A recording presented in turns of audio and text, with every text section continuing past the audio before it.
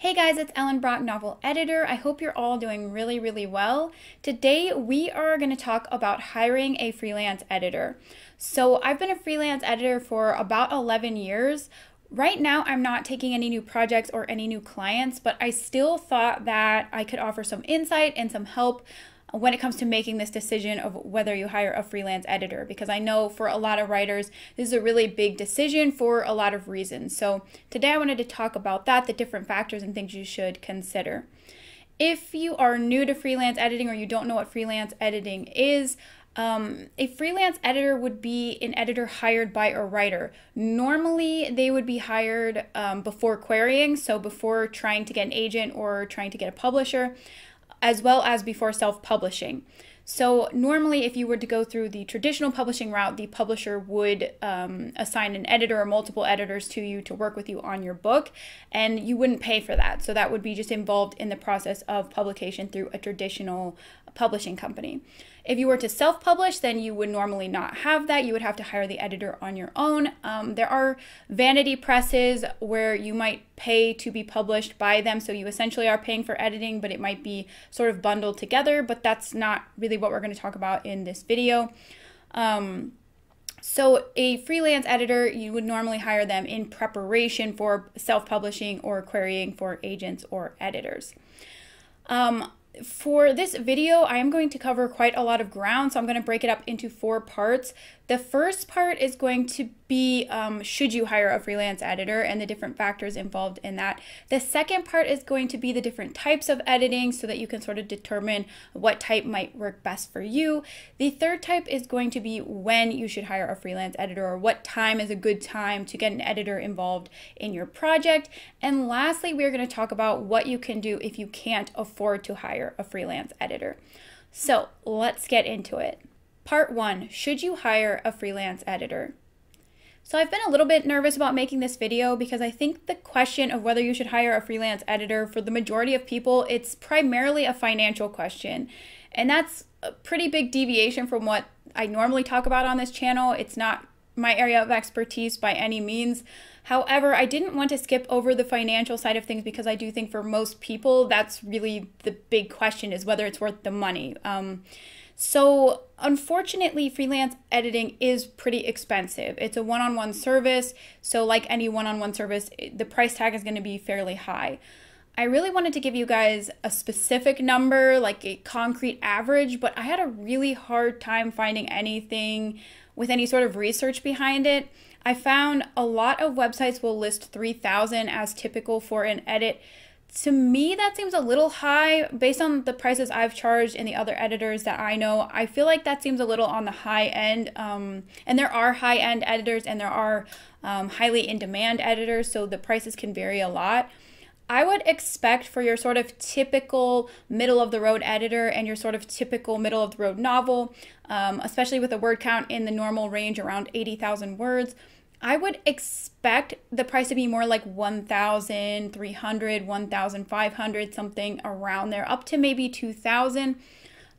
Keep in mind, though, that this is dependent on the word count. So if your novel is, say, 110,000 words, you're going to be leaning much closer to the 2,000, 3,000 range, just because it's going to take a lot longer to edit than an 80,000 word novel. So word count is a major factor in cost.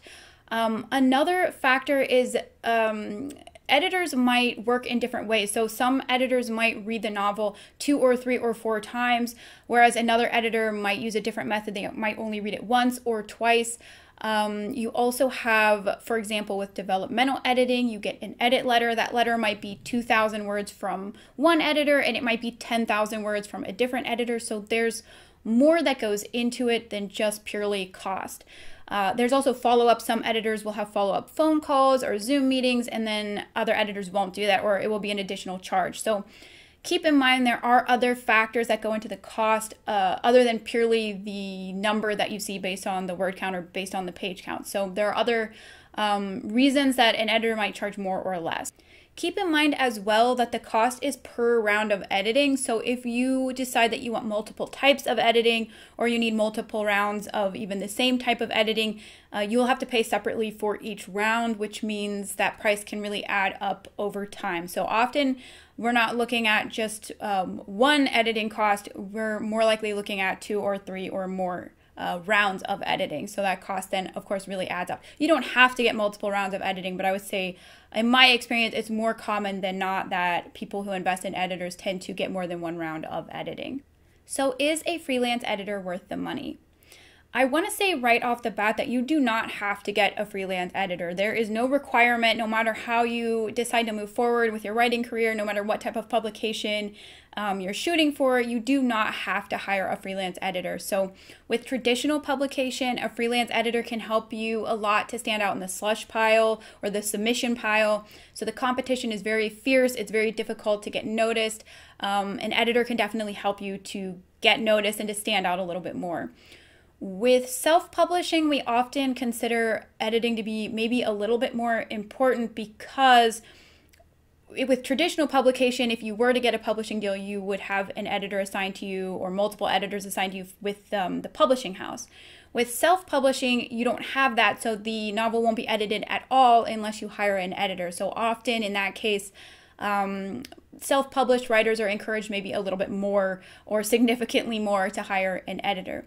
I would still say, though, you don't have to, that I'm never going to be one to tell you that you have to hire an editor because, while of course an editor will make your novel better, so if we're going to ask the question of, is the editor worth the money that they're charging, I would say yes, of course, unless that editor is not qualified, not competent.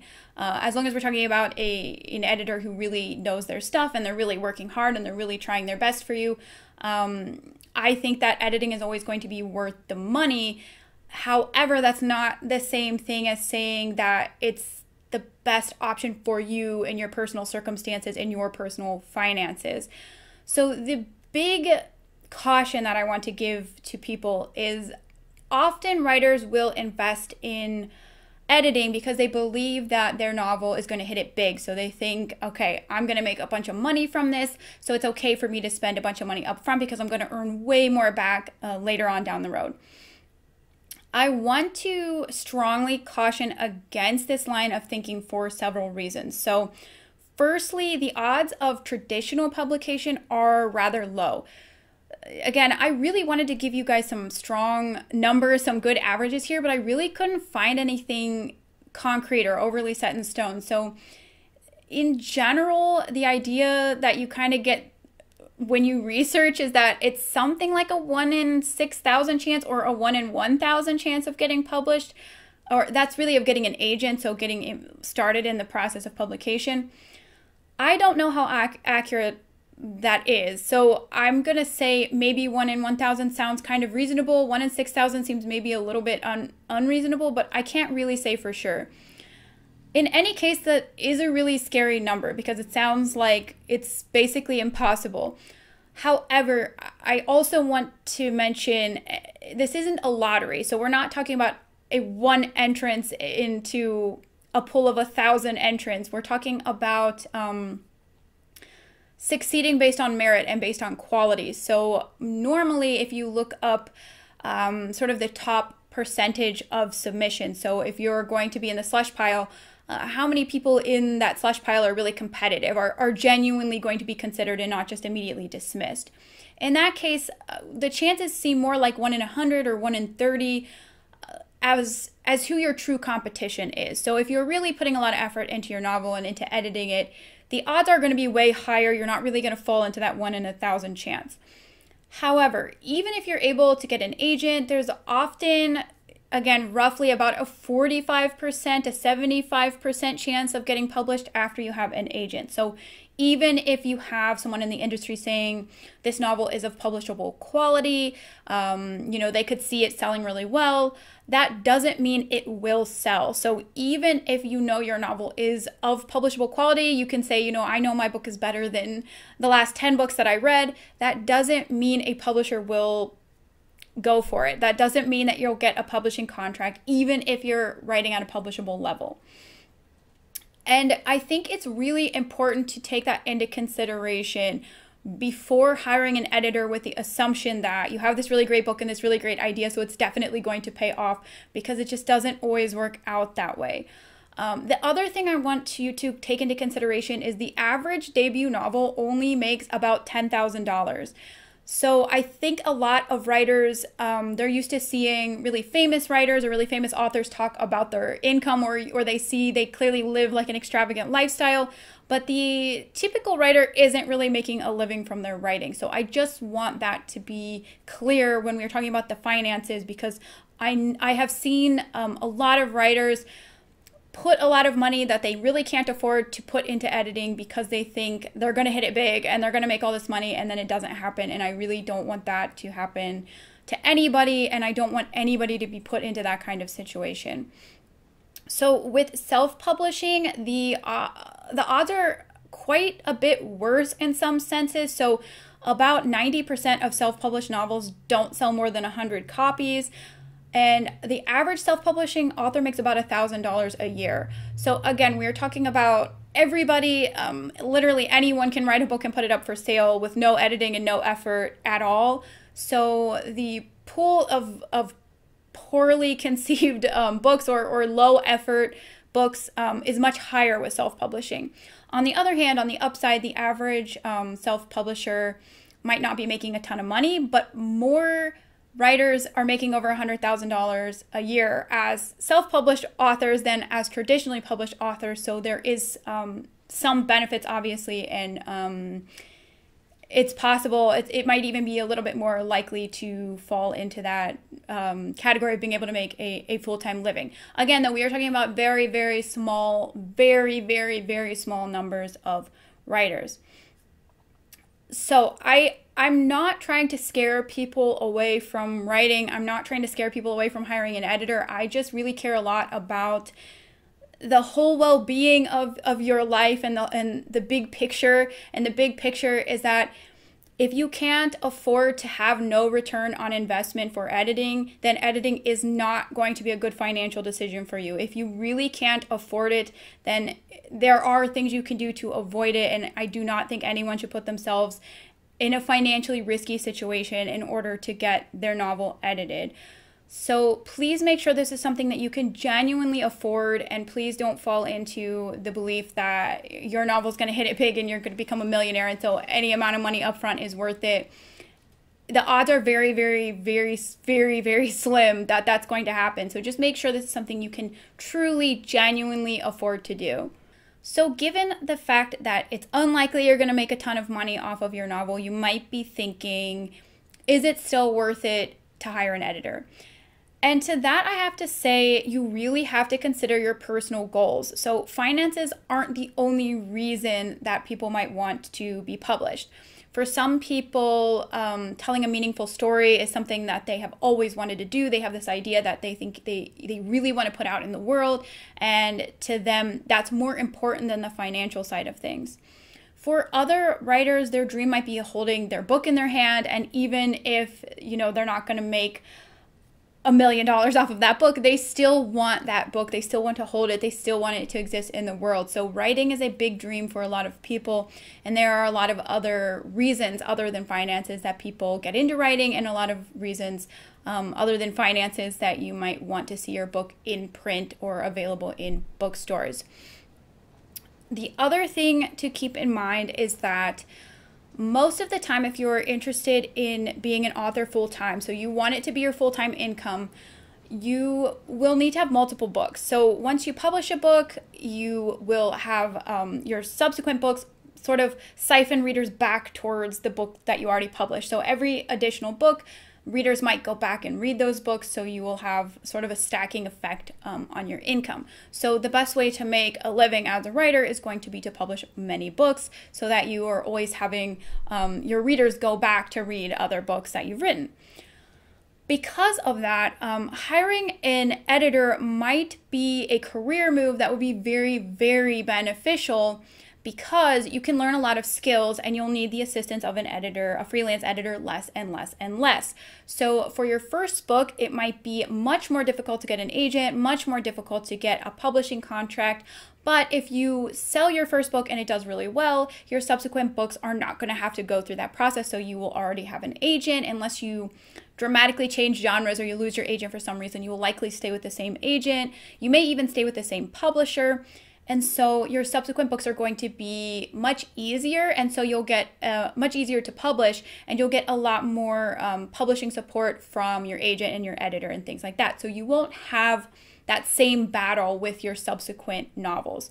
For that reason, investing in an editor to get your first novel published, even if it means it cuts a lot into the income for that book, can still be a really good long-term decision, because it can really help you to get your writing to a publishable level so that you're able to start your career and get multiple books published. And then down the road, you likely won't need a freelance editor after the first book, unless you do a big change, like change genres, and then you might need more or less to start over. Unfortunately, if you're really jumping into something wildly different from your first book, there may be some starting over element, needing to query a second agent or needing a new publisher, etc.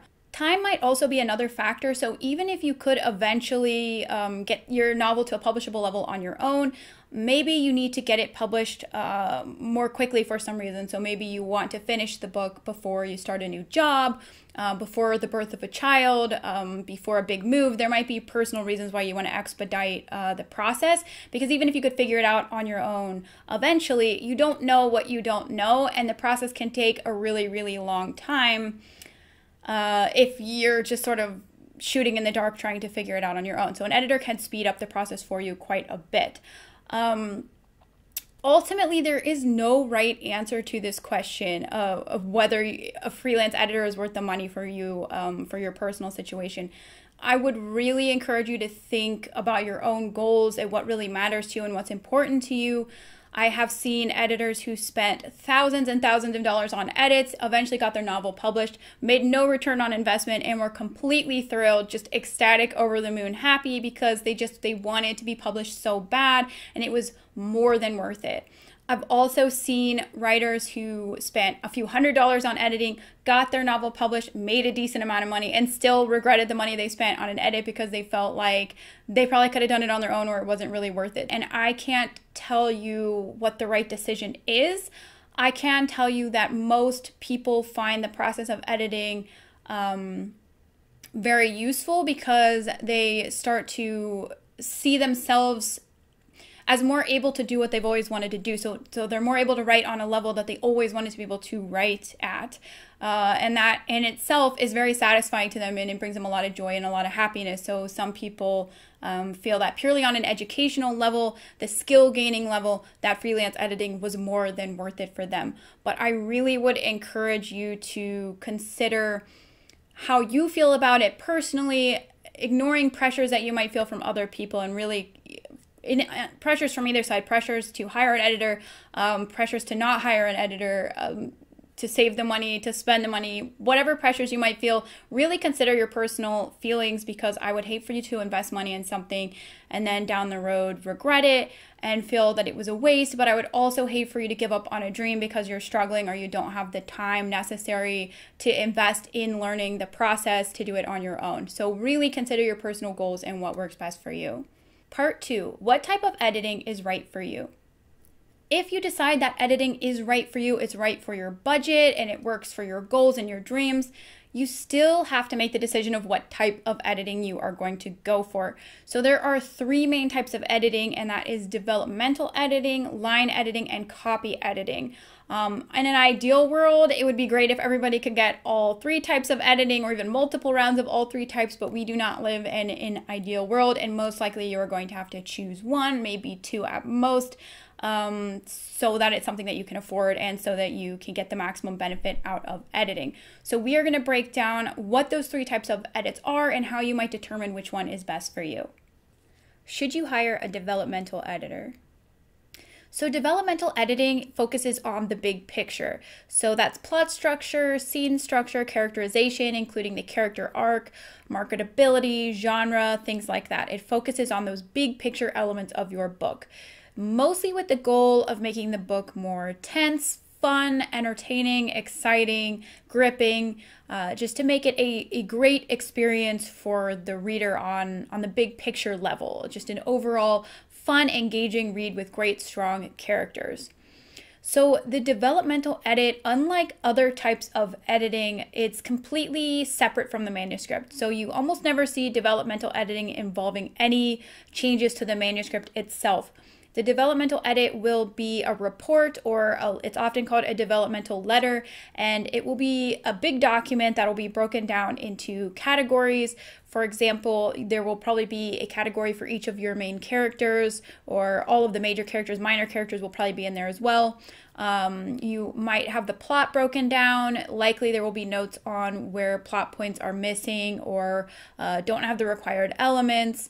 There will also probably be a section on marketability or genre, so sort of going over how you might be hitting genre conventions or missing some genre conventions. So it will be a big document with a lot of information. Again, how big it is will vary depending on the editor. Some it'll be a few pages, some it'll be a few dozen pages. So that's something you can ask an editor before you hire them if you want to get a better sense of how long their edit letters are. Personally, I'm exceptionally verbose as a developmental editor, so I might not give the best impression because I'm just a very wordy person, but some editors are much more concise. So if that matters to you, that is something that you could ask about. Normally, the editor will offer suggestions to you of possible ways that you could improve your novel, possible changes that you could make to strengthen it. However, more than any other type of editing, this type requires the writer to do basically all of the work. So the editor might make suggestions that you could change a plot point to be stronger, to better fit the requirements of the plot point, and they may give you 2 or 3 or 4 ideas of how you could do that, but they're not going to do it for you. They're not going to change your manuscript. They're not going to get their hands on it at all. It's going to be entirely up to you to implement those suggestions and to pick which suggestions work best for you. For that reason, developmental editing is not a good choice for someone who is trying to publish very soon. So if you want to publish your novel in 2 weeks, developmental editing is not going to be your cup of tea at all. To really implement the suggestions in a developmental edit, it would take a minimum of several weeks, more likely several months, up to half a year to a year. We're talking about really big picture changes. So unless you've basically nailed everything out of the gate, you're going to be looking at quite a lot of work. So if that doesn't appeal to you, or that doesn't sound like something you're up for, definitely don't hire a developmental editor. You're not going to be happy with the result, and you're going to be probably frustrated and disappointed because they're going to point out absolutely a million things that could be strengthened, and a lot of them you might not agree with, or you might not want to tear your book down to the studs and rebuild it. So if that sounds terrible to you, definitely developmental editing is not for you. If that sounds appealing to you and you feel like that's something that could really help you, then you will definitely really like developmental editing. In my opinion, if you can only afford one type of editing, I would go for developmental editing. I think it makes the biggest difference. We can all name dozens of books where the writing is just average or so-so, but the plot and the characters are really gripping and really exciting, and even many bestsellers we could say would fall into that category. It's a lot less common to have a book that's like beautifully written, but the plot and characters are terrible or boring or unlikable. So in my opinion, those big picture elements like characterization and plot are often more important. Obviously, if your writing is like unbearably bad, then that's not going to apply. But if your writing is average and your plot is average, I would say get the plot above average first, because I think getting that big picture element, that excitement, that tension, that fun, entertaining quality into your book is going to be way, way more important than prettying up the prose itself. So that would be my personal recommendation. If you're on the fence between developmental editing and the other 2 types, which I'll go over shortly, I would go for developmental personally, but I am somewhat biased because that's my specialty, but I think that it has the biggest benefit. If you do think that you want to go for developmental editing, I do want to say that communication is going to be everything. So because this edit is a document, a separate document, it's not changes or tinkering around in the manuscript, you need to be able to understand what this editor is communicating to you. And that means you really need to have compatible communication styles.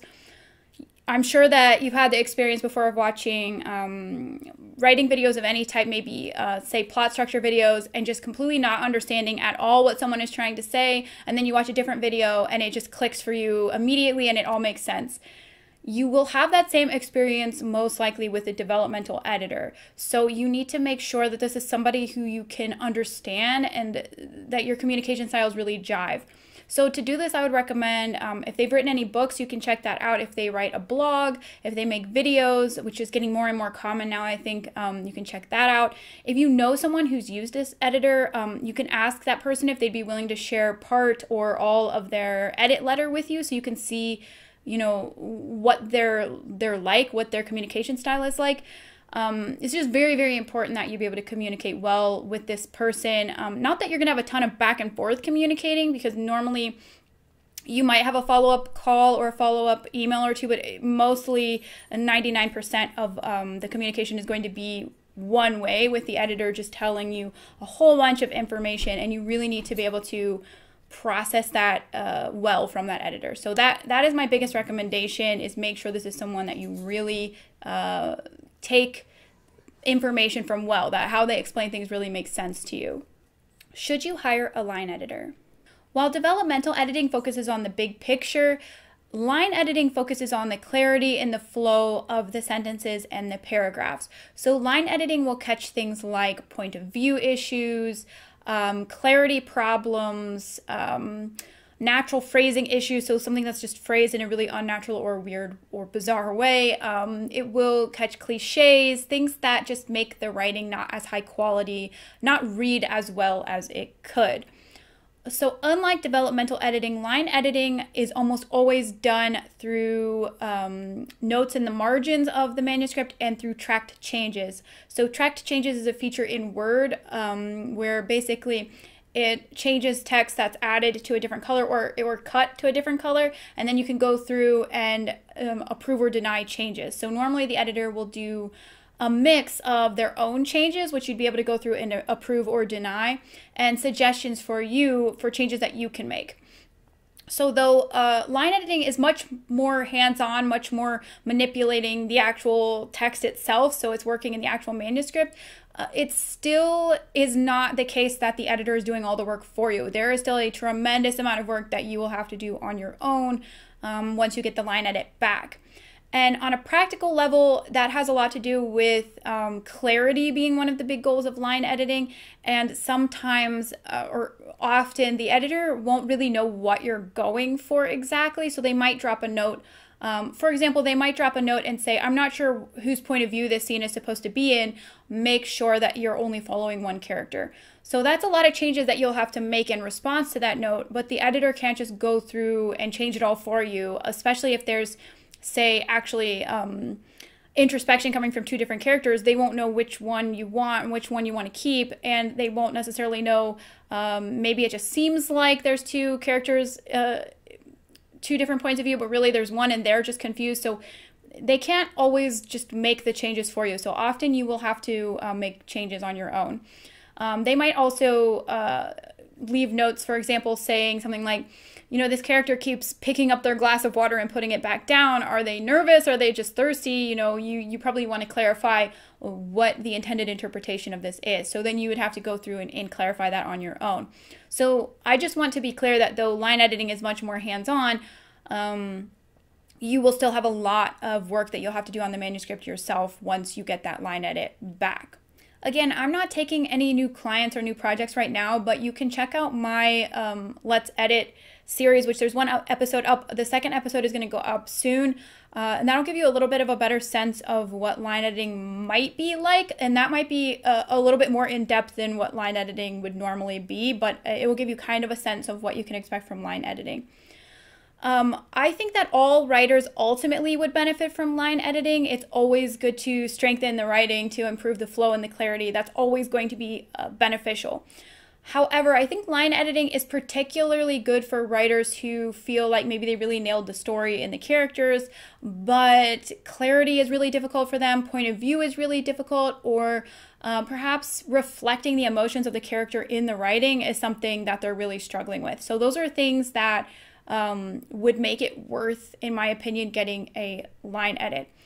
With that said, if you're struggling to a point where you would need adjustments on the majority of your sentences, so almost every sentence would need improvement from a line editor, it's probably going to be cost prohibitive for you to hire one, because it would take so long for the editor to fix everything and to go through everything, and even then you'd probably end up really struggling to end up with a cohesive style and a cohesive like final product, because a line editor can't invent your style for you. So if you think that might be the case for you, I would recommend that you learn line editing on your own, at least for a while, so that you can bring the book up a little bit higher level before you hire an editor, because you will get a better result that way.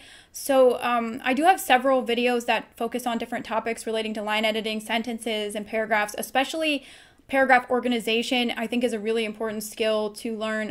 So I'm going to put links in the description for those videos so you can check that out. If you're not sure, you can always hire a line editor to do a sample edit for you. So maybe you have a few pages or a scene or two edited, and then you can take all those recommendations and apply them to the rest of the novel on your own. So normally writers tend to repeat sort of the same problems over and over, and that can give you a better sense of the quality of your writing and how much really needs to be changed, and it will give you some things to look into. So for example, the line editor might say that you're not reflecting the emotions very well in the text, and that's something you can look into. Or they might say the point of view is really inconsistent, so that's something you can look into and learn on your own. I would recommend that, because ultimately you want to get the most bang for your buck with a line editor, and hiring them to fix every single sentence really isn't going to be probably not financially possible, and it may be a pretty overwhelming experience for both you and the editor. So I would recommend putting in that effort on your own first.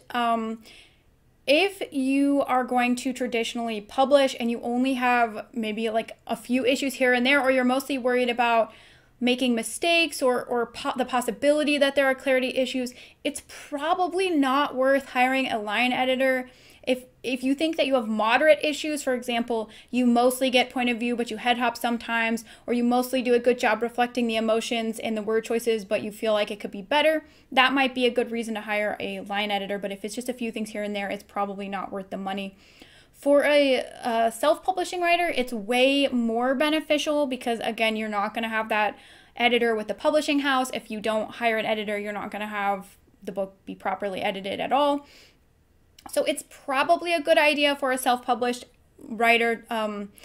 However, again, unless you feel like you really nailed the plot and your main concern is writing style, flow, clarity, things like that, I still think a developmental edit would probably be more important if you can only choose one. Again, in an ideal world, it would be great to do both, but in my opinion, if you think the plot is weak and the writing is weak, I would go for help with the plot and characterization, the big picture things first. That, again, is just my opinion, so others might disagree, but that is what I would personally recommend. If you're the type of person who really likes the way that you've worded things and you think that you've done a great job with your voice, or your voice is really unique and special and maybe not everybody is going to get it, or it's not going to appeal to everybody, you're probably not going to like line editing a whole lot, because it's going to be mostly recommendations for changing the wording. So if that's something that sounds terrible to you, you're probably not going to like line editing. And if you're primarily only worried about errors, so grammatical errors, spelling, things like that, a copy edit is going to be a better choice for you. Line editing isn't primarily concerned about genuine errors. Should you hire a copy editor? While line editing focuses on the clarity, the flow, the more creative aspects of the writing, a copy edit is a lot more technical. So it's very similar to a proofread, but it's more in-depth and more detailed. A copy editor is mostly going to focus on consistency, so consistency with spelling, capitalization, punctuation. They're also going to catch any grammatical errors, any major problems with clarity. They're also going to catch continuity errors. So if, for example, your protagonist's eyes are green in chapter 1 and brown in chapter 10, that's something that a copy editor would catch for you. So more so than the other types of editing, much more so than the other types of editing, there is a guide. So typically most copy editors use the Chicago Manual of Style. So it's more specific. It's a more specialized, they're all specialized skills, but this is a very specific way of going about editing, so it's not really up for interpretation in the same way the other two types of editing. They're way more creative, and it's going to matter a lot more that you click with the individual. The copy editor is more so following a specific style guide. If you are going to traditionally publish, there's really no circumstance where I would ever recommend hiring a copy editor, because that's something a publisher is going to do for you. And when you submit the manuscript, if it has a few grammatical errors here and there or a few spelling mistakes, that is not going to make or break it for you. The only time I would say it might be worth getting a copy edit before querying for traditional publication would be if maybe English is your second language, but you feel very strongly that you want to write in English. Maybe you're making a lot of mistakes and you want to clean it up. That might make it worth it. If you have some other sort of barrier or issue that makes it difficult for you to have consistent grammar, spelling, things like that, or if you're really struggling with tense, maintaining present tense or past tense, it might be worth it for you. That's something that you might choose to do to increase your odds. If it's a distracting level of errors, if it's not a distracting level of errors, I don't think for traditionally published authors or the goal is traditional publication, that it really makes sense to hire a copy editor. If you're self-publishing, obviously you have much more reason to hire a copy editor, because if you don't do it, it won't happen. So if you don't hire someone, it's not going to get copy edited. So if you're concerned about errors and things like that, I would recommend that you hire a copy editor. That said, a great story with a few typos, it's not going to be the end of the world. So if you genuinely can't afford to hire a copy editor, I wouldn't let that prevent you from self-publishing your book if that's what your dream is and you can't afford one. I don't think it's going to be the end of the world. Is it ideal to not hire a copy editor? No. I mean, nobody likes a book that has mistakes in it, but if you do your best and you feel like you have a good grasp on grammar, or you have someone who can help you, who has a good grasp on grammar and punctuation and things like that, it's probably not going to be the end of the world. I know some people's hair is probably curling just hearing me say that, but if you genuinely can't afford it, I wouldn't let it stop you. It's ideal. It's just not required. Part 3, when should you hire a freelance editor? So if you've decided that editing is a good fit for you, and maybe you now have a sense of what type of editing you want to go for, you still have to decide when you're going to hire a freelance editor, or at what point in the process you're going to get them involved with your book.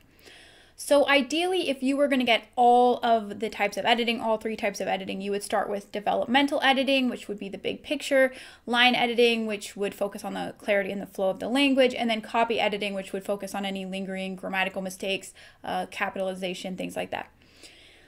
If you know that you don't want to get a developmental edit, so you know you're going to skip developmental editing, you still want to make sure that you have done all of the developmental editing that you intend to do. So all of the big picture changes that you're planning to make.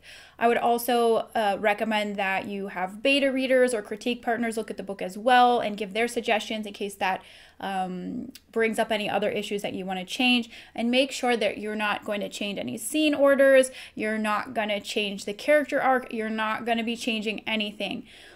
The reason being, if you hire a line editor or a copy editor and then later you decide to rework a subplot, or you decide to take out a character, or you decide to add 10 more scenes, then those sections either are going to be unedited, or you're going to have to pay again to have those sections edited. So make sure that you have all of that developmental side of things nailed down first. A much trickier question is when to get an editor involved in the developmental process. So if you are going to hire a developmental editor, that's a much trickier time frame to sort of manage. So if you want to only hire a developmental editor once, again, you're going to want to make sure that you have done absolutely everything that you can do first. In my experience, the vast majority of writers hire a developmental editor too soon. So they think they're farther along in the editing process than they actually are, especially if the goal would be to only hire a developmental editor once. They are way too early in the process at the time that they hire the editor. Keep in mind that whether too early is a problem for you depends on whether you only want one round. If you don't mind paying for multiple rounds of editing, then absolutely have a developmental editor work with you at any point in the process. And most, although some will only work on final drafts or closer to final drafts, some will work on any. I would say most would work on a book at any level, so that's completely fine. Just check with them first. When we talk about too soon, there's sort of two different types of hiring an editor too soon. So it could be too soon in your journey of learning how to write, or too soon for this specific book. So if you get an editor too soon in your process of learning how to write, the main problem you're going to have is the bulk of the feedback you're going to get is going to be sort of generic, typical writing advice that you'd be able to get for free online. So the reason for this is if you don't understand something like scene structure, it's going to be an obvious and pervasive issue throughout the entire book that, unless you're very intuitive, I do want to say you may be very intuitive and scene structure or plot structure or both may come naturally to you. Assuming it doesn't come naturally to you and you don't understand it, you're going to get a lot of the same feedback over and over and over. So you're going to get scene X, Y, and Z don't have a motivation. You might have this entire subplot. It doesn't integrate into the plot well, or you might have an entire plot point is missing. And for that reason, the bulk of the information you receive from the editor might be sort of explaining the theories and explaining why you would want to apply this to your novel, rather than focusing on specific issues that have to do with your book. Because if half the scenes aren't there, for example, say you're missing a plot point, that's going to affect everything in the book. You're going to have to fix that first before you're going to be able to get meaningful feedback about the book, because many elements of the book are missing if that plot point is missing. So I hope that makes sense. So for example, if there's no character arc, you need to add in an entire character arc. So the editor can't work on advanced level issues with your character arc because it's not there. So they would have to just tell you, you need to add a character arc and here's how and why. And that's very generic information. It's good information. It's the information you probably would need at that point, but it's also information you could have gotten for free. The other type of too soon for this book specifically, ideally, when you work with a developmental editor, you want them to pick out advanced or professional level problems, so higher tier problems that you wouldn't be able to figure out on your own.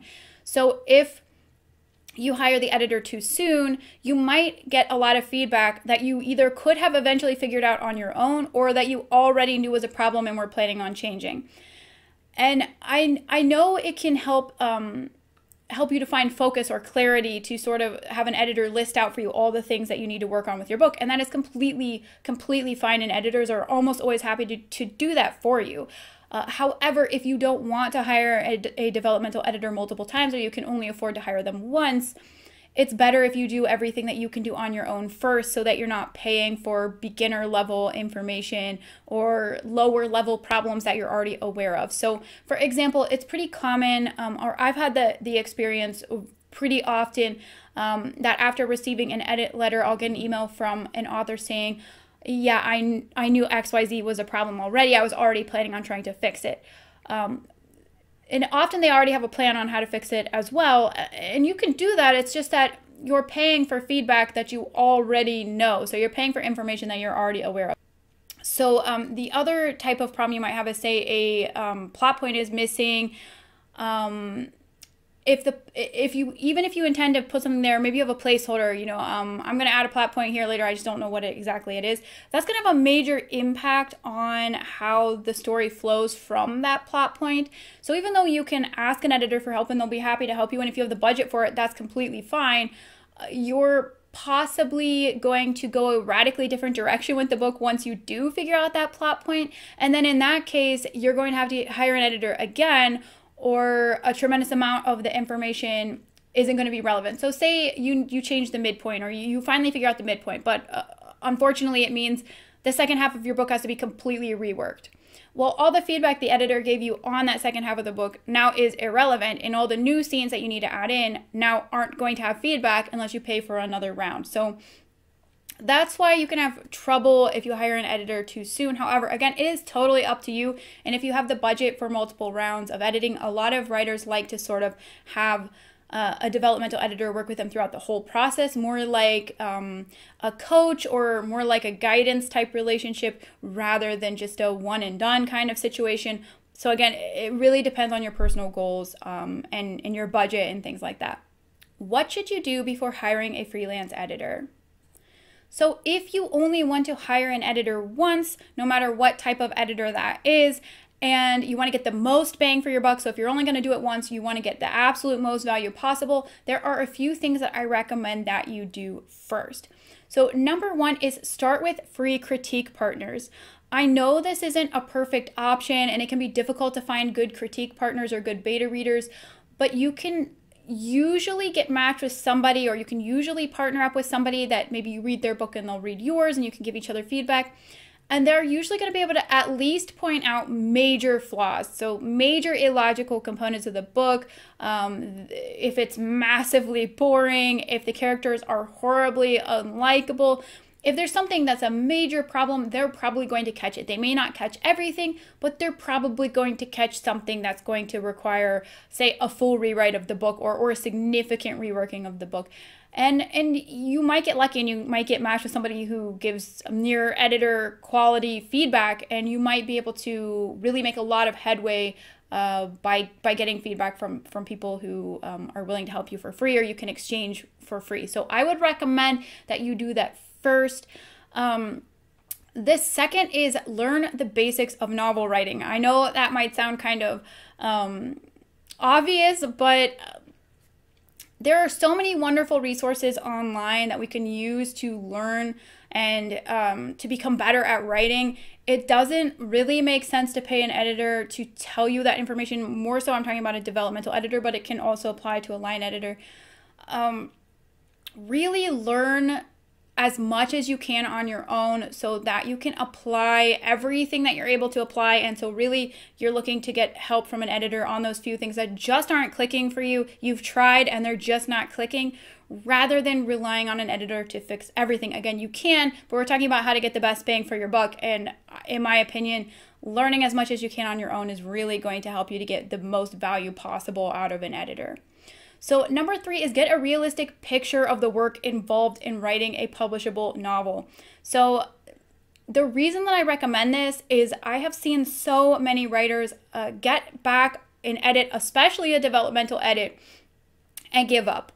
The reason being, it is so much more work than they were expecting it to be. And that's totally fine. Writing just as a hobby is very enriching. I think it's a wonderful hobby. Not everybody has to write with the intention of getting published. I know there are lots of people who watch my videos who don't intend to ever try to get published. Writing has a lot of value aside from that.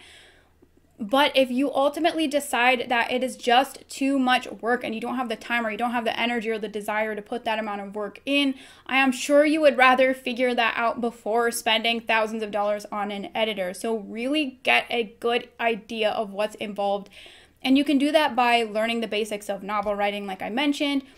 You can read about the authors and what their process is, how many hours a day they work on their book, how hard it was to get the first book published, things like that. You can also join writing groups, which I think can help a lot to get a sense of really what the expectations are and how difficult the process can be. So I would really recommend that, just because I've seen way too many people go into editing thinking that writing is going to be easier than it is, and then once they see like the real scope of what's involved, they just got overwhelmed and quit. So I would recommend doing that. Number 4 is edit on your own until you are consistently not making progress. So if you are continuously making progress, every editing pass, you keep making progress and making progress, just keep going. Do as much as you can on your own, because like I mentioned, If you know there are problems and you know you'd be able to solve them on your own, you're better off solving them on your own and then letting the editor focus on high level, advanced, professional level problems rather than having them spend their time addressing lower level issues. They can only address so many things in an edit, so it's better to get everything out of the way that you're able to get out of the way on your own. Number 5 is develop your vision of your own work. And this is the last one, the last recommendation, but I think it's a very important recommendation. An editor is going to give suggestions for you, but you need to be able to pit those suggestions against your own vision. So you can't just rely on the editor to do everything for you. You need an idea of what a sort of a cohesion behind your novel, an idea of what you're trying to achieve. So for example, an idea of who the characters are and what they want and what they feel. An idea of the tone and the feeling you want for your book, what you want readers to experience while reading your book. There's a lot that goes into a novel that isn't just what's technically right or wrong or what's entertaining or not entertaining. For example, if you're missing a character arc, or maybe you have a character arc, but it's not as nuanced as it needs to be, the nuanced message of that character arc is very specific. So it might not make a gigantic difference in the plot, but it might make a very big difference in the introspection. So maybe, say we're talking about the difference between being selfish and being needy. Maybe the actions look similar, but the introspection is going to be vastly different, and the way that character acts in little ways is going to be different, even if the plot doesn't change tremendously. And you need to be able to take what the editor suggests to you and pit that against what you know to be true about your book. So I highly recommend that you get the best idea and the best vision for your novel possible, and not rely entirely on the editor to get that vision and to comprehend that vision. You should be able to communicate your vision to them ideally so they can give you logical suggestions that make sense for what you're trying to achieve. But definitely develop the vision before you hire somebody or get someone else involved. It will make things very confusing if you get someone else involved when you don't really have clarity yet of what you're trying to achieve. Part 4. What should you do if you can't afford a freelance editor? First, let's talk about what to do if you have a limited budget but not no budget. So maybe you have a couple $100s that you can spend but not a couple $1,000. In that case, there are still things you can do to work with an editor that would benefit you. So firstly, if your main concern is plot, characterization, structure, scenes, genre, marketability, things like that, you can work with an editor on an outline or a summary or synopsis, and they would be able to sort of give you a mini developmental edit by looking at that document. So maybe you would give the general impression of your storyline over a few pages, and the editor could look at that and point out any obvious issues with the structure, the characterization, etc. from that. It's obviously not as good as getting a full developmental edit, but it will probably catch a major error or a sort of a fatal error if there is one. That might be a little bit hard to find. Not all editors will offer that service. However, a fairly common service that is offered that would have the same basic benefit would be a synopsis edit. So a synopsis is normally for querying. So an agent will want to see a synopsis, which will be an explanation of your story, a summary of your story that includes all of the major details and major characters as well as the ending. So it's a full summary. A synopsis edit normally would be used to improve your chances of getting an agent. So they would make sure that the synopsis made sense so that it would seem appealing to an agent and help you to get an agent. It can help and function as a sort of mini developmental edit though, because the editor, the freelance editor who works on the synopsis will point out where it doesn't make sense, where the plot has sort of missing plot points or jumps in logic. They might point out how the character's actions don't align with the stated goal or motivation. They will point out anything that seems like it doesn't make sense. In their case, it's with the hope that you're just misrepresenting the book. So they'll be hoping that it makes sense in the book and that you've just poorly represented it in the synopsis. What's often the case, though, is that a synopsis edit will uncover issues with the book itself, and therefore you could use it as a sort of mini developmental edit. So that could be a really good option for a lot of people if your plot is, or characters or scenes, things like that, are your main concern. If your main concern is your line-by-line writing, I would recommend getting a shorter line edit. So you might be able to hire an editor just to look at 1 or 2 scenes. Specifically, it would be really nice if you could get a line editor to look at an active scene as well as an introspective scene, because they might have different concerns and different issues that come up. And then you could apply those recommendations through the whole book on your own. So like I mentioned before, usually writers make the same mistakes over and over. Usually whatever areas you're weak in, it's going to be more or less consistent. Your strengths and weaknesses both are going to be fairly consistent across scenes.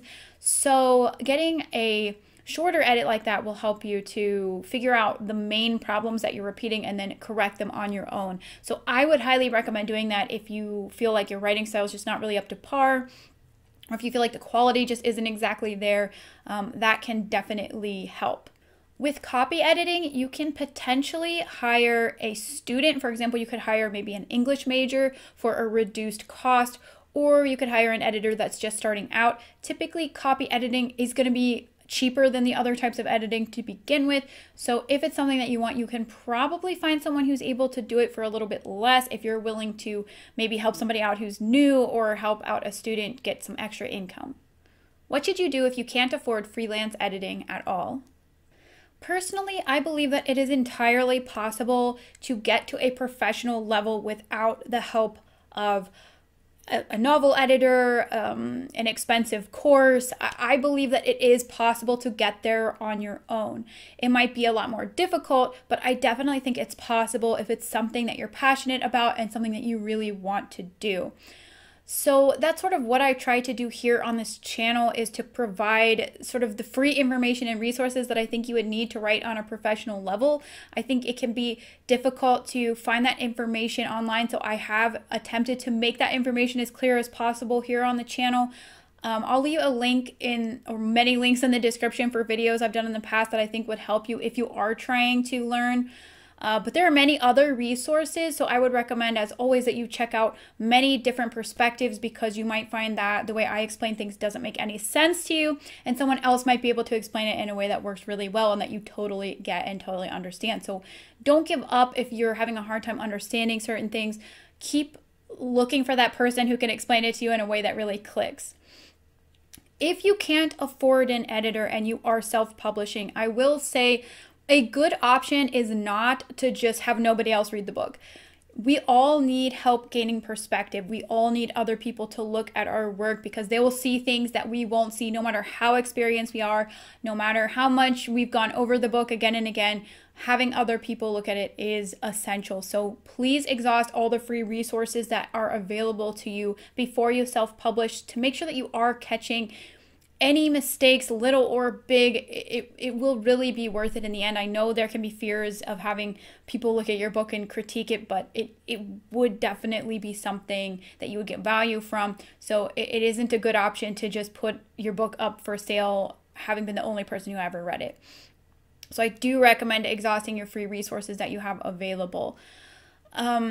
Since beta readers and critique partners aren't professional editors, you will have to use more interpretation when it comes to their suggestions. So they might be a little bit vague. For example, a beta reader or a critique partner might say something like, I really don't like this character.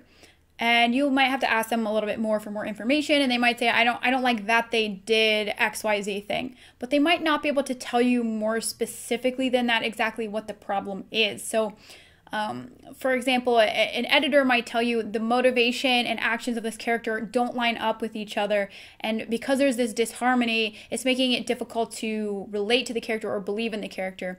And that's a lot more specific and actionable, and you probably aren't going to get that with a critique partner, so you will have to use some interpretation of what they're saying. I am working on a video about how to decipher feedback you might get from non-editors, so feedback from critique partners and beta readers that might not make sense to you, to sort of give a better sense of what they're probably keying into. I'm not sure when I'll have that video done, but I am working on it. An important thing with critique partners and beta readers is look for the overlap. So ideally have 3 or 4 or 5 or more people read your book and look at what's overlapping. What are they all saying they don't like, or they're all saying it doesn't make sense? So if 4 of 5 people say this book was so boring, there's probably an issue with the pacing. There's probably something there that needs addressed. If 3 of your readers love the character, the protagonist, and 1 is indifferent and 1 hates them, that's probably just a matter of opinion. It's probably not something that you need to address. It's probably not a problem. It's just 1 or 2 of those readers just maybe weren't really in your target market or just didn't connect with the character. It doesn't mean it's a problem. So look for where there's overlaps. You can't chase everything that everybody says they don't like because you can't please everybody, but look for what's consistently coming up over and over and over again. I also recommend, if at all possible, that you join a critique group. Looking at, reading, or hearing critiques from other writers of other writers can be extremely helpful because you have no skin in the game at all. You won't look at it through a biased lens, and you'll get a sense of the issues that come up over and over and over again and how to fix them. And it can be extremely, extremely helpful to look at the types of feedback that other writers are getting and then look at their work and have a sense of how does that relate to what you are doing. And that will really help you with what I talked about earlier, which is not always being able to interpret the feedback from non-editors because it may be too vague or not actionable. You'll get a better sense of what that feedback means and what it looks like when different problems are coming up if you look at work that's not your own and critiques that aren't your own and just have no skin in the game. So I highly recommend that. I think it's one of the best ways that you can learn, as well as critiquing work on your own when you feel comfortable. Doing your own critiques of other writers' work can be exceptionally helpful in learning the skills necessary to write your own book. So I highly, highly recommend that you do that. Ultimately, we live in a time when it is possible to learn pretty much anything from the internet. You have so much that you can learn completely for free. You can also go to the library and get books for free. I'm going to put a list of books that I recommend for novel writing in the description, and that can also help you out. They're relatively inexpensive if you want to buy them, but you can most likely get them from the library. Please always have a growth mindset. Always believe in your ability to learn and to grow as a writer. Even though hiring an editor might be an easier path to success, a faster path to success, you can absolutely do it on your own. Just believe in your ability to gain those skills and you will go much farther than you ever believed that you could. Just try to be persistent and always look for that information that just clicks with you and don't give up until you find it. So that is all for this video. I really hope that you found it helpful. The bottom line is that a competent, qualified editor is always going to be an asset. It is always going to improve your chances at publication, at self-publishing success, and it's always going to be something that you will benefit from. However, it's also the case that it doesn't make financial sense for everybody. It isn't accessible to everybody, and I don't want anyone to feel that writing or publishing is off limits to them because they can't afford an editor. There are other options. There are other ways that you can make that dream come true. An editor can help you, but it isn't a requirement and it's not the only route to success. If you can afford it and you want to help the channel, I do have a Patreon. You can join our Patreon Discord for as low as $2 a month, and we have critique groups on there. You can ask questions. We do all kinds of stuff on there, and so if you want to come hang out with us in a really supportive writing community, we would be happy to have you. If you can't afford to support on Patreon, you can always like, share, subscribe, all those things. It really helps the channel, and I really, really appreciate it. I will be back with a new video soon. I believe it's going to be another Let's Edit video, so it'll be episode 2. If you missed episode 1, the link will be in the description. And I will see you guys again soon, no matter what the video is about. And in the meantime, happy writing.